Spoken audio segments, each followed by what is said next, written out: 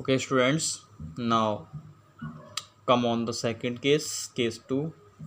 Case 2 when object is at infinity.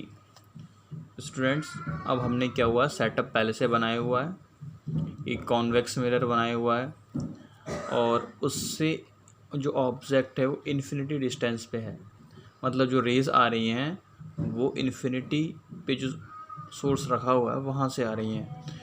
तो students, आपको पता ही है जो लाइट रेज होती हैं वो एक दूसरे के पैरेलल्स मूव करती हैं।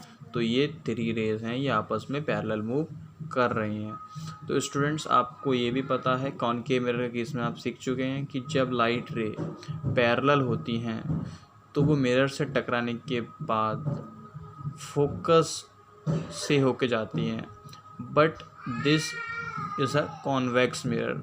तो कॉन्वेक्स मिरर में स्टूडेंट्स क्या होता है कि लाइट रे जब कॉन्वेक्स मिरर से स्ट्राइक करेंगी तो आफ्टर रिफ्लेक्शन वो फोकस से नहीं जाएंगी बल्कि फोकस से निकलती हुई मालूम पड़ेंगी।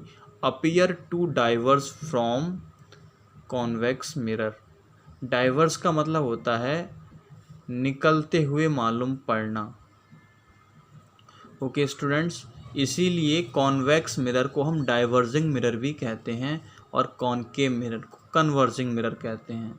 कन्वर्जिंग का मतलब होता है कि एक पॉइंट पे कॉन्सेंट्रेट करना और डाइवर्जिंग का मतलब होता है कि एक पॉइंट से निकलना।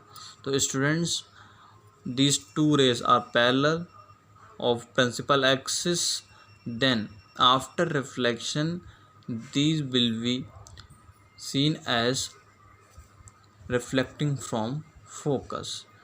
Okay स्टूडेंट्स, आप समझ चुके हैं कि जब ये जो रे हैं रिफ्लेक्शन के बाद हमें फोकस से निकलती हुई मालूम पड़ेंगी। नाउ इस इमेज डायग्राम का डिस्क्रिप्शन हम नेचर, पोजीशन, साइज के रिस्पेक्ट में देंगे। Nature is virtual and erect. Students, आपको दिख रहा है कि जो रिफ्लेक्टेड रे हैं एक ये है और एक नीचे ये है। ये मिरर से टकराने के बाद तो नहीं कहीं मिलेंगी, लेकिन अगर हम उन्हें पीछे की साइड को बढ़ाते हैं तो वो फोकस से हमें निकलती हुई मालूम पड़ती हैं। तो नेचर क्या हो गया, वर्चुअल, प्रिंसिपल एक्सिस पे हैं तो इरेक्ट बोलते हैं। तो नेचर हो गया वर्चुअल इरेक्ट। पोजीशन, इमेज की पोजीशन कहाँ पे है, तो इमेज हो रही है एट फोकस, ऐसा आपको फिगर में दिख रहा है। Size highly diminished.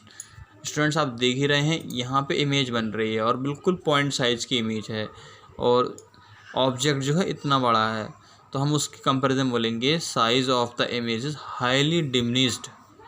जो साइज़ है ऑफ इमेज का वो हाईली डिमिनिश्ड है। Okay, thank you. I hope आप सबको ये समझ में आ गया होगा। Thank you.